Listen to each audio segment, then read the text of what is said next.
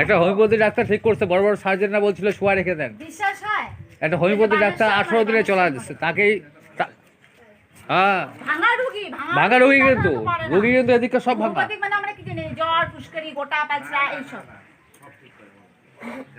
আমার কিন্তু অপারেশন হয়নি এবার, কিন্তু হাইটে চলে এসেছি। আজকে রাস্তায় বাইর করে দেখলাম না, ঠিকই আছে।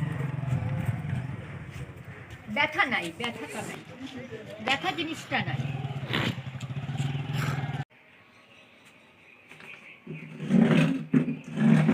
পরে ডাক্তার বললো আপনার 3 মাস রেস্ট থাকেন, উঠবেন না। তারপরে গরিবের ডাক্তার বলে একজন, উনি আমাকে ওষুধ দিল। 1 মাসের মধ্যে আমি এখন হাঁটা চলা সব করতে পারতেছি, খাওয়া দাওয়া অনেকটা রিকুপ করেছেন। হ্যাঁ, উনি একা একা হাঁটতেও পারছেন, অল্প স্বল্প হাঁটতে পারছেন এবং উনি মোটামুটি সুস্থ আছেন। হ্যাঁ দাদা, আগে তো সার্জেন দেখানো হয়েছিল, সার্জেন বলছিল 3 মাস বিছনায় শুয়ে থাকবে, এর অপারেশন হবে না। হ্যাঁ, অপারেশন হবে না। হ্যাঁ, হবে না। আর এই বয়সে ক্যালসিয়ামও আসবে না, মানে এক হিসাবে বিছনায় পড়ে থাকো। হ্যাঁ, ঠিক আছে। তাহলে সেই পরে গরিবের ডাক্তার দেখার পর দেখছে, ডাক্তার দেখার পরে ওনার শারীরিক অবস্থার অনেকটা উন্নতি হয়েছে। হ্যাঁ, এবং আমি ওনাকেই ধন্যবাদ জানাচ্ছি।